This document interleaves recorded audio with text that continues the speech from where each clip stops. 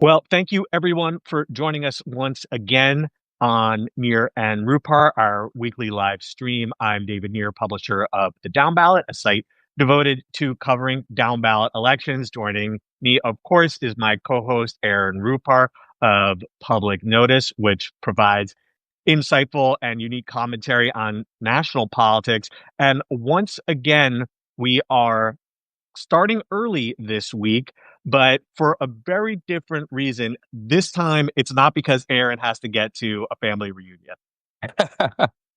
Yeah, this time we are starting a little bit earlier because we are kind of functioning as the Trump Putin pregame show for the summit, which is taking place a little bit later That's this so afternoon. grim.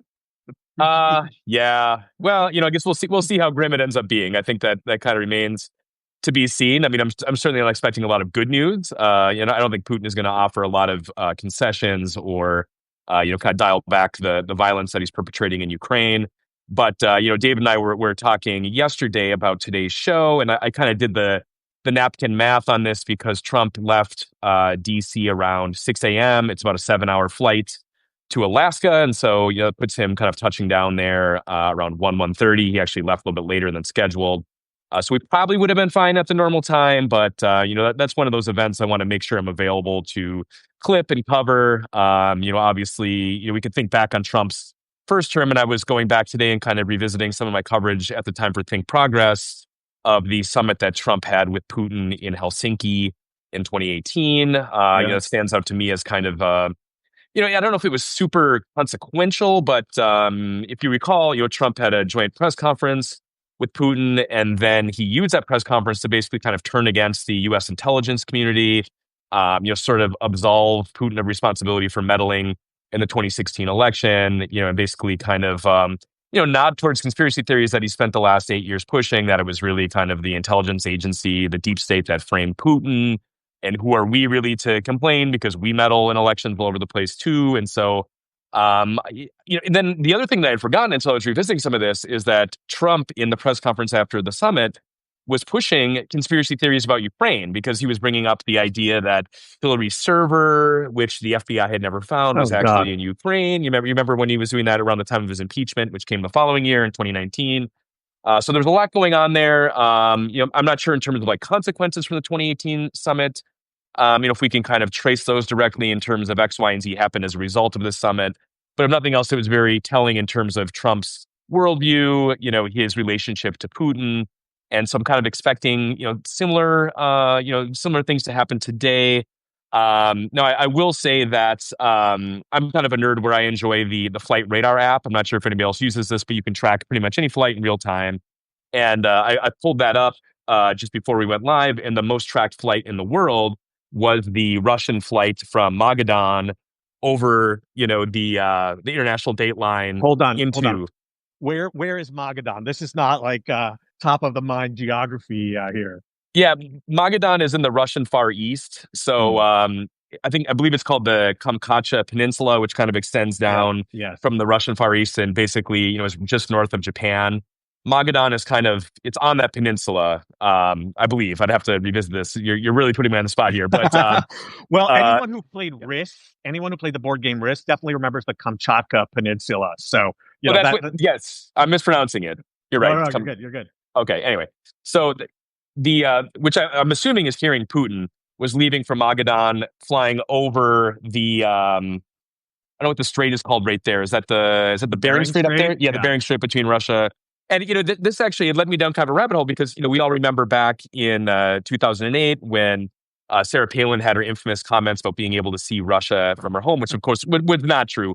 However, there are two islands right near the international date line called Little Diomede and Big Diomede. Again, I might Right. be mispronouncing that, but they are actually only a couple miles from each other. And from the American island, not only can you see the Russian island that is basically the sister island, but you can see some mountains on other islands that are in Russia. So you actually can see Russia from Alaska from certain points. And so this flight from Russia was traveling right over that part of the world just before our call, which led me to believe that Putin is actually, as he is known to do, running late. Trump will be there waiting for a little bit. And this thing could extend into, they're saying that the summit itself could take 4 to 5 hours. Like I'm kind of bracing for a full night of covering this, which is not maybe the most ideal way to spend a Friday night, but work and duty calls sometimes. Uh, I think that it was actually Tina Fey as Sarah Palin who said she could see Russia from her house, but like reality and fiction have merged so thoroughly that I'm actually not sure anymore. I believe it was Palin, didn't she? I believe she said that in, like, a Time magazine interview, and then she was spoofed for saying that. Oh God, If really? we weren't on the mobile device and we were actually doing like a Zoom call, I'd pull Right, this we up. could look it up. Maybe Could someone in the someone look it up? comments, yes, Yes, yes. someone let us know in the comments, because my memory of that is that Palin actually said that, and then it was spoofed, obviously, from there. But she said it as a way to kind of like burnish the idea that even though she had no experience in foreign Right, policy, right, that right, right, right. oh, look, I can see Russia. This is something that I'm thinking about all the time. And Palin did not say it so succinctly. So maybe the spoof is what I remember, even though it So was yeah, based on an actual based comment. on But something. Yeah. anyway, yeah. I saw that. No, it was Palin. Eric, I saw earlier you said that you were tailgating the summit. Does that mean that you're up there in Alaska and you got your pickup truck and some beers or a keg or barbecue in the back for this event? But I love the fact, Aaron, that we can ask our viewers in real time to do research for us. It's not the first time, by Yes. the way, that this has happened. I love the live format for that reason. Yeah, not having a producer, sometimes I've done podcasts where you can kind of kick it to the producer and say, hey, can you look this up? We'll have to let the our audience kind of fill in, in that role for us. But yeah, it'd be pretty boring to tailgate. I don't think there's going to be a lot to see. I mean, obviously, Putin is obsessed with security, so I don't think there are going to be many opportunities for him to be an eye shot of civilians Yeah, up there in Alaska. I really don't know what to expect. I mean, that there was talk of them doing a joint press conference like they did in 2018. My sense is that it's going to depend, kind of how things go. And I will say, you never have to hand it to Trump. However, the comments that he even made on Air Force One on the way to Alaska were at least kind of in the realm of sanity, where he's saying, like, I'm not going to negotiate on Ukraine's behalf without them being there. We're not going to talk about territorial concessions, which kind of leads me to think, as we've seen over the past 7 months, basically, that there's not really going to be a whole lot of progress made here because, if Putin isn't going to give, and Trump is going to kind of abide by this idea that he's not going to carve up Ukraine without Ukraine being at the table, then what's really left to discuss? There's been some talk of possibly a deal where Russia would be able to exploit some of the mineral wealth of Alaska. Again, I'm not really sure what they would be giving up, in order to have access to that. You'd think they need to make some sort of concession. Maybe they'll pump a bunch of money into one of Trump's crypto ventures. I mean, who knows? But whereas the 2018 summit, it was kind of more of like a meet and greet with Putin and Trump. There weren't any global issues that were kind of front of mind in terms of, everybody was waiting to see what was going to happen with, even though Russia at that time was waging war against Ukraine. My sense this time is that there might be kind of, less good feelings coming out of it, in which case Trump said he's going to do a press conference on his own, and Putin presumably will head back to Russia. so I have a question about this that I'm really curious about because I don't have any guesses or answers myself, which is that obviously Trump made this ridiculous promise, one of thousands of ridiculous promises, that he would end the war on day one, becoming president again. Obviously, that didn't happen, not even close. And we have seen it's almost fundamental to who he is, how he loves to suck up to dictators, pal around with them, almost sees himself as one of them, as a kindred spirit, while obviously shitting on democratically elected leaders in other parts of the world who are actually our allies. And he had said and done so many things that were just felt so devastating for anyone who cares about Ukraine and Ukrainian democracy. And then his attitude started to change, and he started to like express at least mild public displeasure with Putin. And this turnabout has really surprised me. Look, who knows that if you can, if anything meaningful will actually come from this turnabout. But do you have any theories as to why Trump has changed his tune at all? Yeah, that's a really interesting question. I think we've touched upon this briefly in previous episodes where, I've stated that my line on this is basically, I'll believe that Trump is changing his attitude towards Putin when he actually kind of puts some sticks on the tables and not just carrots all the time, when it's more than just, oh, I'm disappointed in Putin. It's very telling that, in order to kind of go at this is the most direct that Trump will get in terms of going after Russia is putting sanctions on India. Which this week there was a big hullabaloo over the secondary sanctions that India is being hit with for buying Russian oil, which is kind of this bank shot, where we're upset with India over some of their tariffs. Then we're going to put more tariffs on them because they're doing business with Russia. But it's like, wouldn't it be more direct to just sanction Russia? Right. Yeah. And Trump has been steadfast that whenever he's asked, he kind of punts on it, where he's like, if Russia doesn't come to the table or if Putin keeps kind of tapping me along, there will be consequences. And then it's never clear what those consequences are. He had this very, highly touted a couple months ago where he said Putin has 50 days basically to make a deal or there will be consequences. Then as Putin kept bombing Ukraine and killing civilians, he said, I'm shortening it to 10 days now. Well, that 10 days came and went, a week or two ago, and there hasn't been any consequences for Putin. So, you're right to kind of point out, and a lot of people, really kind of, they wanted to interpret this as like a shift in Trump's position Yeah. towards Putin when he said, I'm disappointed in Putin. He's been tapping me along. And my sense is maybe just that maybe he did really think that since Trump clearly would be fine carving up Ukraine to an extent where, I'm sure Trump would have no moral qualms over some of the eastern provinces of Ukraine allowing Russia to annex them. Maybe Trump thought that should be good enough for Putin, and Putin still has more of a maximalist view where he's not willing to stop the bloodshed unless he gets more of what he wants out of it. So it could just be kind of an impasse in, the informal negotiations that they've had to kind of through back channels. I don't have a great sense for that, but, I've kind of interpreted a lot of what Trump has said that's been chalked up as like kind of this momentous shift in how he talks about Putin as just kind of him like venting Yeah. frustrations without real, any sort of heft behind it. Again, kind of like offering carrots but no real sticks.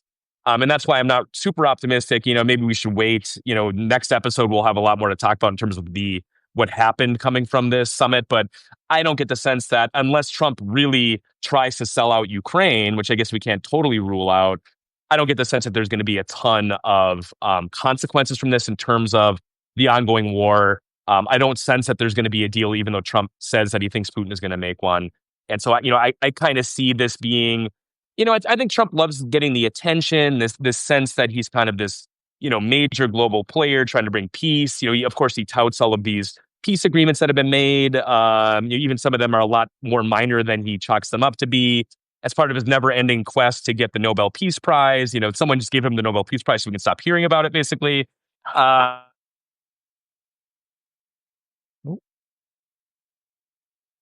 The gallivanting peacemaker. Apologies, someone is calling me. There we go. So anyway, that's my sense. I'm not super optimistic about what's going to happen today. Aaron, I think you maybe misplaced the Substack app screen because you're. Yeah, I've got the app up. I think the call is going to voicemail, so it's doing weird things to my Well, to we my can phone hear here. we can hear you at least.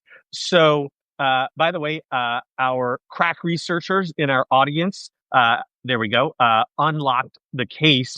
So what Palin said was that you could see Russia from Alaska, and then Tina Fey satirized that. She didn't need to do a lot of work by turning that into "you could see Russia from my house." So there we have the answer. Thank you, Nir and Rupar listeners or viewers for helping us resolve that one. So it actually sounds like Palin was correct. I mean, you can see Yeah, we just talked about yeah, this. So I yeah, guess yeah. she very unfair treatment of Sarah Oh, Palin. are you saying you got to hand it to Sarah Palin? Aaron, don't. You can't do that. I do remember, I had occasion to revisit some of the interviews that Palin was doing at that time and maybe you remember this better than I would, but wasn't she was flirting with the idea of running for like Senate in Alaska or something like that. I was already in DC. And so, or, I can't remember if she was just doing kind of media hits on behalf of Trump or what was going on, but I remember, and, I wasn't covering national politics in '08, so it was a little before my time, even though by that age I could vote. But I remember some of the interviews that she did were just like, she was so out of her depth, Oh, utterly. clearly Yeah. had no grasp of like, foreign policy or just kind of like, what was going on in the world when she was asked. It was just kind of these word salads. And so, even though on that one particular point, she may have been correct that you can see Russia from Alaska. I don't know if we have to hand it to her. That might be going a little too far. Oh, okay. Yeah, she was governor at the time, which was came about as a remarkable turn of events, and then she, of course, failed halfway through her term. She tried to run for Congress back in 2022 and failed there as well. Um, so, um, Aaron, if we don't have anything more to discuss regarding Vladimir Putin's invasion of Ukraine, maybe we should talk about Donald Trump's invasion of Washington, D.C. Yeah, that sounds good. Um, please. Yeah, well, so I should obviously kind of preface my comments on what's going on in DC with saying that I was a DC resident up until basically COVID, so I haven't been there. I'm not on the ground to kind of witness what's going on. But some of the videos on, I believe it was U Street, that was where the incident took place a couple nights ago with the man who threw a Subway sandwich at a The federal hero we official. need. The hero we need, yes. There are much better sandwich options in DC than Subway. So, I felt a little bad for him in that respect. And it turned out, I believe, that he was an employee of the DOJ and lost his job over this, which I'm sure he probably had some awareness that that was a possible Yeah. risk of taking the action that he did. But, maybe he can start a podcast or something. I'm sure people would be happy to support him Yeah, right. through other means. But, the thing that especially concerned me, obviously, on Monday, Trump announced basically this federal takeover of Washington, D.C., that involved a deployment of the National Guard, kind of infiltration of ICE and Border Patrol. They had checkpoints, as I mentioned, set up in Northwest D.C. They were detaining some people. And then, there was an extremely racist thread that the White House official X account posted that I'm not sure if you saw, but where, they basically had the photos of various individuals that through some of these checkpoints or through some of the federal actions were being arrested with what they were accused of doing. But every single person, it was about at least like 8 or 9 men who they showed with a photo of their arrest. They were all black men, where it's like, either they are just kind of like being openly racist at this point, or they have like a major blind spot, just with kind of how that looks. But the thing that especially concerns me, because obviously DC does have kind of a special relationship with the federal government, not being part of a state, and there are powers that the federal government has vis-a-vis DC that are unique in that respect, and so they can get away with more in that context than other cities. But Trump, during his news conference last Monday, when he announced this, was very explicit that this is just the beginning. He name dropped Baltimore and Chicago and Oakland, I think were the 3 cities specifically, that he mentioned as being potential future targets where, obviously you can come up with some sort of pretext. In the DC case, the allegation that crime has been going up is false and has been widely debunked. But then you had Big Balls, the former Doge staffer who was the victim of an attempted carjacking. And that became kind of Alleged. like alleged. Yeah, Alleged. the Yeah. details around that remain kind of unclear exactly what happened there. But, that became kind of like the anecdote that justified this, along with Trump, basically saying, perpetrating another form of the big lie with crime stats, where he's saying DC has been making up the crime stats. It's actually worse than it ever has been, even though you're not going to find a single resident of DC who would echo that. So yeah, the idea that this is kind of like a test run, and again, we saw this in a more, in a slightly different context, but with a similar pretextual justification in Los Angeles. And that situation right now in LA is being basically litigated as we speak. There was a trial in San Francisco with the brother of former Supreme Court Justice Breyer, presiding over that. It's going to be a bench ruling, which means there isn't a jury. It's going to be up to Judge Breyer to decide whether it was lawful in Los Angeles for the Trump administration to deploy federal forces there to basically send in the troops. But even then, even if Breyer, first of all, that could be appealed to higher courts. So we'll see what, if the Supreme Court weighs in, what they would say about it. But also, I just don't have any faith at this point that even if the Trump administration got a ruling that said you can't do this, that they wouldn't find some other pretextual justification. That's been one of the things that I think they have exploited as kind of a weak spot in the system over these past 7 months, is kind of the bias towards action that the whole system has with the executive, where the president can do pretty much anything he wants. And then, you can litigate it later. But, by that point, I mean, the LA thing, the troops were there and they're still there in a limited capacity. They've been there for months now, So, I mean, that's just part of our system that I think that's kind of the norms-based order that we're in, where if you have a president who operates in good faith, the system works fine. But as soon as you have kind of a chaos agent who is willing to break the system for his ends, you see that it becomes really tough to stop someone like that. So, from what I'm hearing from people on the ground in DC, my friends who are still there, it's not necessarily at this point affecting day-to-day life there drastically for them. But, I guess you'd have to talk to immigrant communities, even people of color there, because as I mentioned, it seems like they're the ones who are really kind of coming on the losing end of this and having their lives disrupted. Well, there's no accident that the other cities that Trump has in his crosshairs all have black mayors, just like Yeah. DC. And if you've seen these videos, they're surreal of what's going on in DC. And I don't just mean the folks protesting against what's happening there, but just I saw a video last night of military vehicles, heavy duty military vehicles rolling past Union Station, that's the main train station in Washington, D.C., as folks were just like standing around waiting to catch an Uber or a taxi.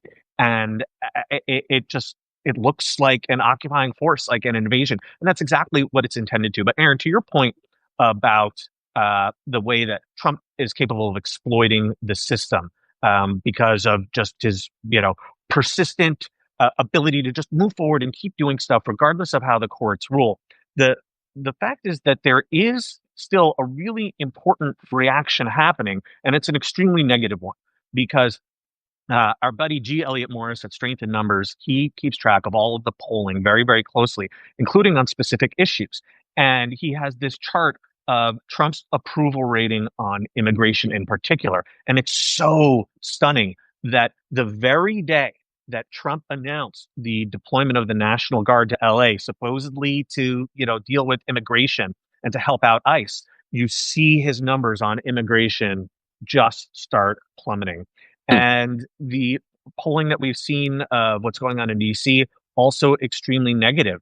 So, there are going to still be serious consequences, especially at the ballot box this year and next. And I know it's a common reaction for people to say, well, that's if there are elections next year. And I know I've said this before on this show, in my newsletter, wherever I can, that if Trump really thought that he could cancel the elections, then why is he trying so hard to rig the maps right now in all of these states, not just Texas, but Florida, Missouri, Indiana, and elsewhere?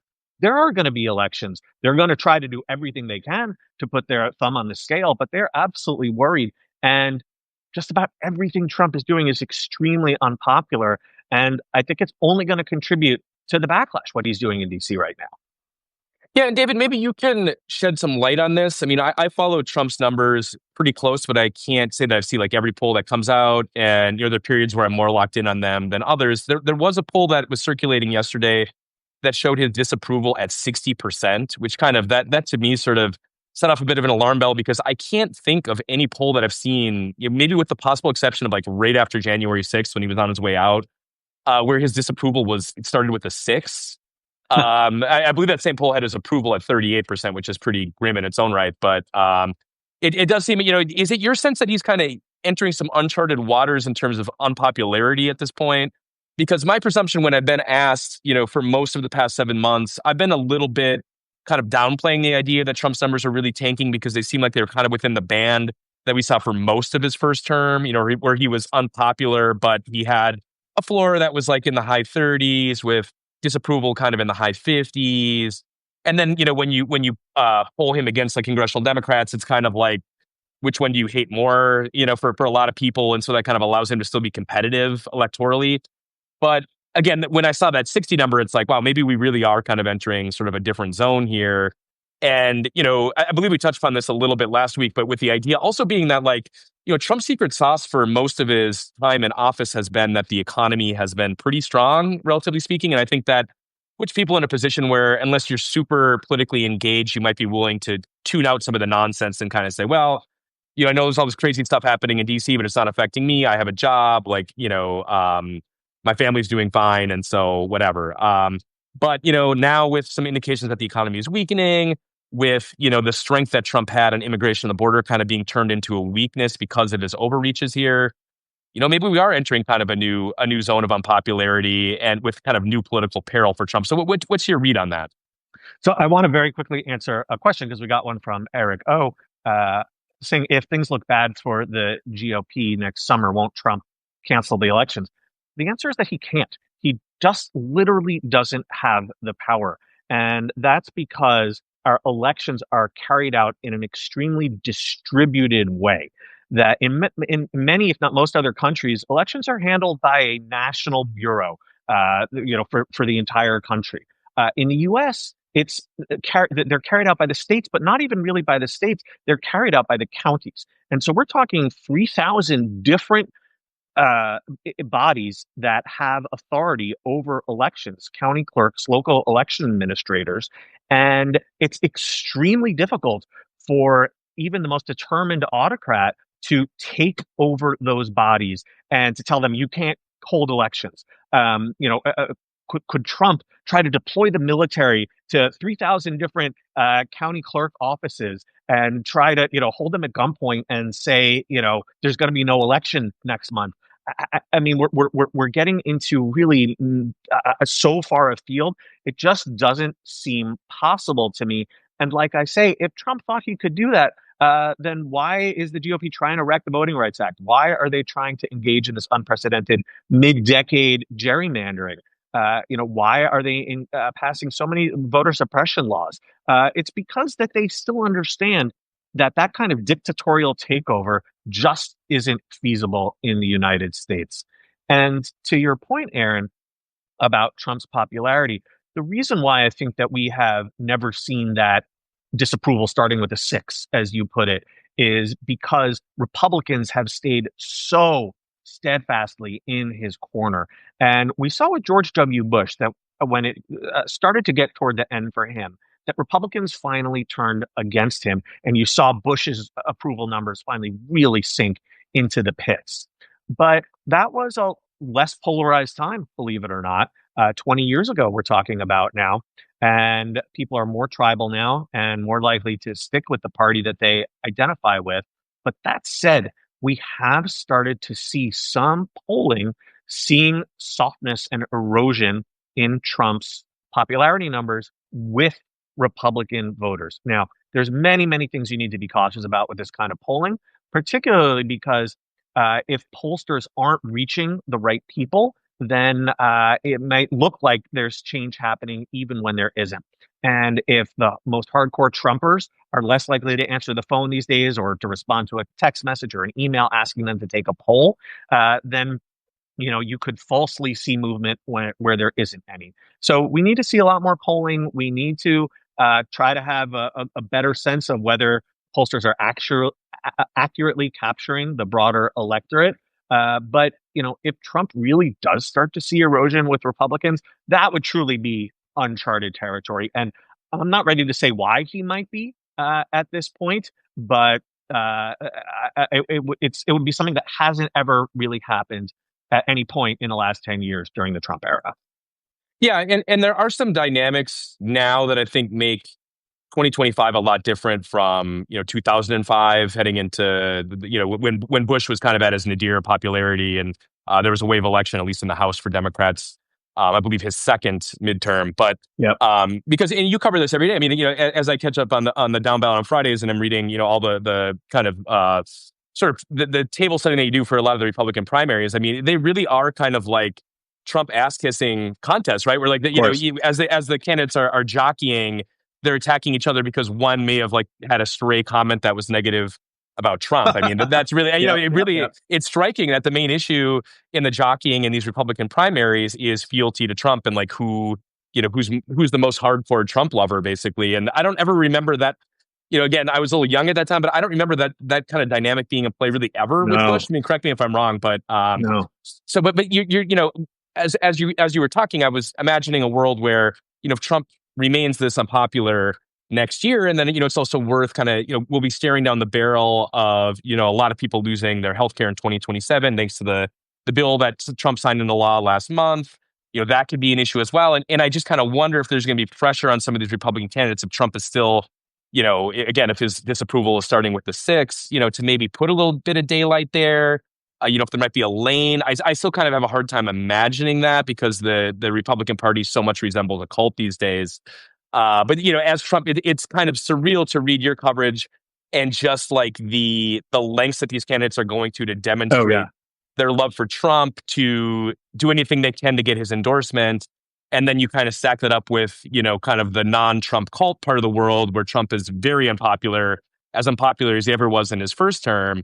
And with the economic headwinds that the country is now facing, it's kind of hard to see a way out of that. Like I think one of the things that Trump is really good at, I think we see a little bit of this in the DC case too, is that he's good at picking fights, that are politically advantageous for him. So what he wanted to do in part in DC is put Democrats basically on the pro-crime side of things, at least in his mind, where I'm in there, it's, of course, we know that it's not really about fighting crime because crime has been coming down in DC. There's no indication that there's any sort of emergency there that would justify sending in the troops. But Trump still thinks, kind of the political part of his brain thinks, well, I can put Democrats on the wrong side of this issue. He thinks this with immigration too, where I'm going to make the Democrats kind of take up the cause of undocumented immigrants or criminals. And that's going to give me a political advantage vis-a-vis, vis-a-vis the political opposition. Um, so there is, I think he still has that kind of instinct. But again, when we're staring into a situation now where the economy seems to be weakening, like he's just kind of, there's headwinds kind of on all sides of this now. Like, I don't think he's winning with the sending in the troops in terms of public opinion. I don't think he's winning on the economy. I don't think he's winning on immigration. Like, it flipped very quickly where a lot of the issues that seem like strengths for him now kind of seem like weaknesses. And I think you're right to kind of also trace that. That's why we're seeing the efforts in Texas to squeeze out more and more seats. And I know that you didn't want to talk about redistricting this week because we've talked about the last few episodes. However, Gavin Newsom was such a main character yesterday and was getting so much praise for the press conference that he gave and just, kind of, really showing backbone and fight. The one thing that kind of, from kind of a down ballot political standpoint that I'm curious if you have some insight on is, he mentioned that in the days to come, we are going to see the maps in California that are proposed. Texas, of course, is trying to squeeze out at least 5 Republican seats. What's your sense of, like, if they kind of go all the way on this, squeeze out as many seats in California as they possibly can, how many Democratic seats are we talking about there?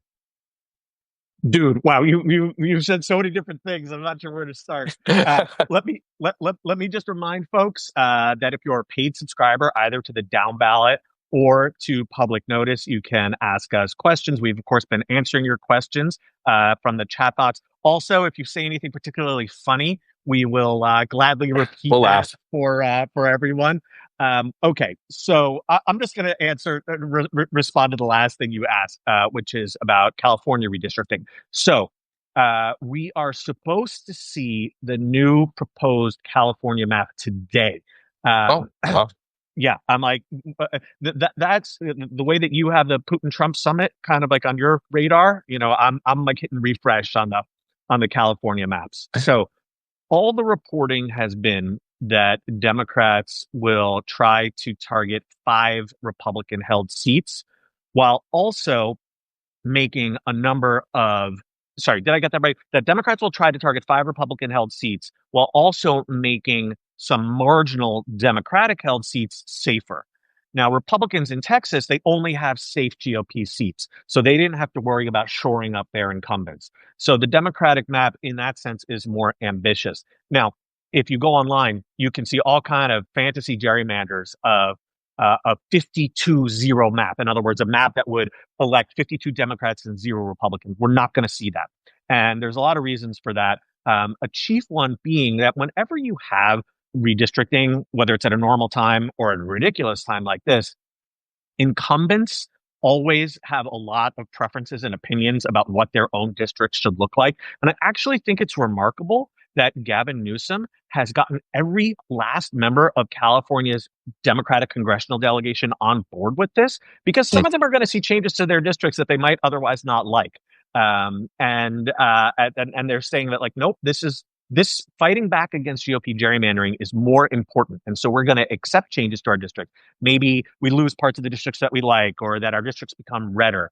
And they're on board with this. But there's only so far that they're probably going to go.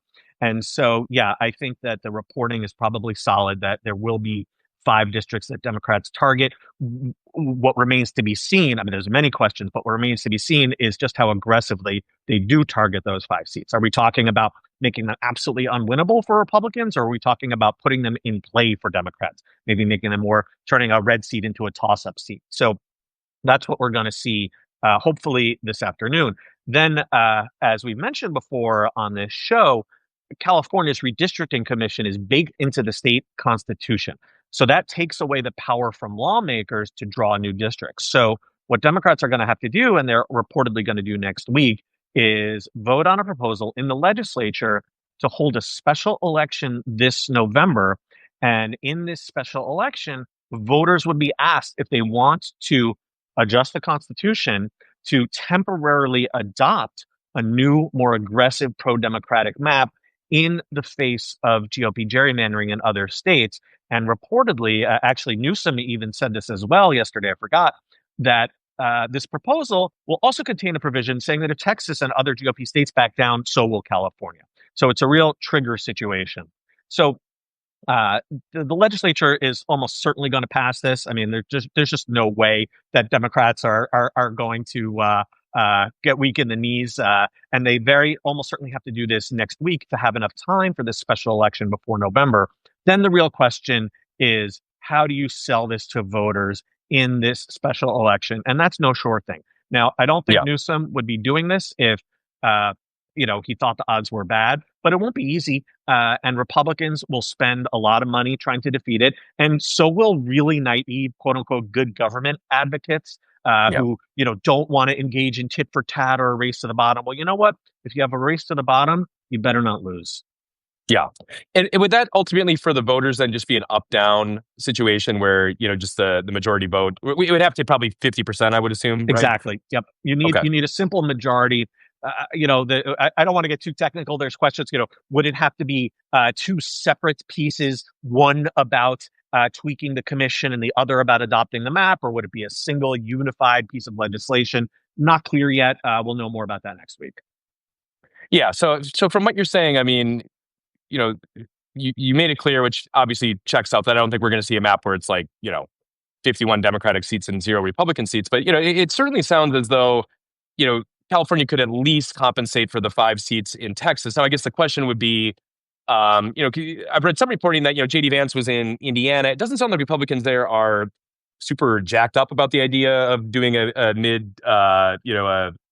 mid-decade redistricting in Indiana. But, there might be other red states that could kind of make up for basically what Newsom is up to in California. I mean, it's impossible to, I guess, play that out. We just have to wait and see what happens. But it sounds like there would be enough seats in California to maybe make up for Texas and then some other red states as well if they got on this road. No, so the Texas gerrymander, the proposal, which Republicans look like they're on the verge of passing now, because Democrats in the state house have basically explained their exit strategy, their off ramp for their Yeah. walkout. They can't continue indefinitely. The Texas map ostensibly targets 5 Democrats. But it's not clear whether they actually would be able to flip all 5 of those seats in a strong enough Democratic year. Maybe they flip one or even 0. Um, that said, though, Florida is looking very likely, I think, to pursue a further gerrymander. Republicans seem to be all on board there. It's not exactly clear how many seats they might go for. Probably 2, maybe 3 if they're really wild about it. Maybe 4. Missouri also is almost certain to do the same there. There's only 1 seat. But Indiana, it's so interesting that you mentioned that one, Aaron, because for whatever reason, Republicans are showing backbone there and Mm. saying that they don't want Trump interfering in their state affairs. JD Vance made this personal embassy, and Republicans did not. He probably expected to be, greeted as a liberator, Yeah. and that they would be all gung ho. And instead, what's happened is you've had multiple Republican lawmakers in Indiana say that they totally oppose this, and not like wishy-washy. Several of them have said they're a hard no. That's their exact phrase. And just today, Punchbowl reported that Indiana GOP lawmakers have all been summoned for a meeting at the White House later this month. So obviously, Trump is going to try to put the even harder sell on them. Oh, David, you're frozen. You're still with us? There you are. I hear you. Okay, sorry about that. That's right. So I was saying Indiana only, Republicans really only have 1 seat that they can target there. Overall, though, Republicans have the advantage right now. There are many more states where they can manipulate the maps before 2026. Democrats in other states are looking at this as well, but outside of California, really, and maybe Maryland, Um, there's not really too many opportunities. I'm sure that JB Pritzker would love to do it. The problem there is that Democrats already passed a really aggressive gerrymander. They don't really Yes. have much more blood to squeeze out of the stone. So bully for them. I mean, it's like the one Democratic state that really went for it. Kathy Hochul is champing at the bit, but she can't amend the Constitution nearly as quickly as Newsom can in California. Republicans right now have the advantage, but we'll see, how many actually go through with that. Yeah. Well, and the other thing that really occurred to me when I was watching Newsom yesterday is that, this really, if it plays out a certain way, and I'm not the biggest Gavin Newsom fan, but you almost couldn't imagine a better way to launch a 2028 campaign than, if this goes forward in California and they successfully kind of counter gerrymander Texas, and then ends up being a wave election where Democrats retake the House and he's kind of the hero of that. Boy, that would set him nicely for 2028 running as a Democrat. So, your excitement about that may vary, but he certainly has the charisma. Kind of projects the fighting spirit that I think. I saw a lot of people on Blue Sky, which is not at all fan club for Gavin Newsom generally, but a lot of people, as I was posting clips, were kind of like, I'm not a Gavin Newsom fan, but I got to give it to him here. Like, this is exactly what the Democratic Party needs: someone who's out there fighting. And yeah, the fact that I wasn't prepared for this all to kind of come together so quickly. I guess you're right that the timeline is kind of tight, but the fact that he was holding a press conference yesterday and the maps are coming out today, and like they're really going forward with this, as you kind of alluded to, with the fact that Democrats haven't been complaining, who are affected by this in California, that he's been able to kind of mobilize support and get everybody on the same page so quickly is quite impressive, I think. It genuinely is. Though I have to say, Aaron, my site's called the Down Ballot. I'm contractually forbidden from discussing Democratic primaries for president. My bosses would be furious with me. Yeah. No, they're way too far away anyway. Yeah. But you're right, though. The Gavin Newsom of earlier this year, of like just a few months ago, where he was saying all kinds of crappy stuff about trans people and having Steve Bannon on his podcast and like getting tons of deserved shit and really disgusting a lot of people. It's like now he's like getting all this adulation. It's like, dude, remember this moment. Like, stick with that. Yeah. Like, don't you love this? And also sing with Kathy Hochul, because she had the chance to push for a much more aggressive gerrymander last year, and she signed a really limp-wristed map into law last year, and now she's like, fuck that map. Yeah. And she's been aggressive about Trump on congestion pricing in New York City. That was the whole No Kings thing, and getting adulation for that. So it's like, Democrats, like, wouldn't you rather be beloved by your base and have people cheering for you, and like especially people who like a few months ago or a year ago were disgusted with you are now totally in your corner? Remember this, enjoy it, Yeah. because you can have fun. This moment is obviously so terrifying, and Trump is trying to terrorize us, and they want us to be scared and afraid. But fighting the fascists is fucking fun. And when you get to, oh, am I, damn it. You're doing fine. Okay, good. Yeah. I was getting one of those notices. I had all this momentum. I was saying fighting fascists is fun. And, when you get to really stick a finger in their eye, it's very energizing. It gives you energy for the next fight. And Newsom is clearly experiencing that. And, we haven't even talked about his tweets, but I actually have been really appreciating them, these tweets that are like totally mocking Trump's style, because he's not just doing it to be like funny, haha, look at me. He is pointing out that like the media should be looking at Trump's tweets with disgust, because they're coming to him saying, why are you tweeting like this? All these all caps tweets with ridiculous statements and like, oh, now you have a problem with it? Maybe you should look at the old man in the White House and wonder why his tweets are so insane like that.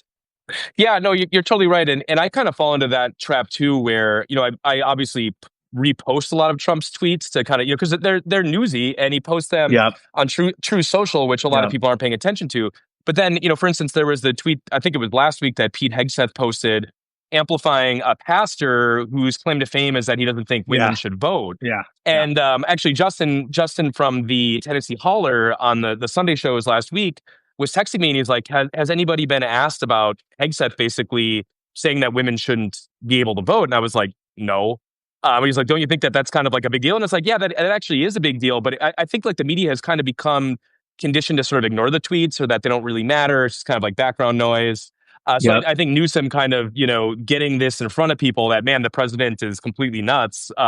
Just check out his social media posts. I mean, I do think that's really helpful. And I wish I had this in front of me, but there was one yesterday. I don't know if you saw this, where some Fox News personality was kind of pretending to be offended by something Newsom's office had said in a post. And the reply that they had was absolutely perfect, where it was like, I'm sorry that his feelings I hurt. I hope he recovers, kind of thing. Just kind of mocking this person for even being offended. And it's like, great, kind of give them a taste of their own medicine. And just to kind of bring this full Oh, yeah. circle as we wrap up here, we were talking earlier about, Trump's kind of flagging approval ratings, him being 60% disapproval.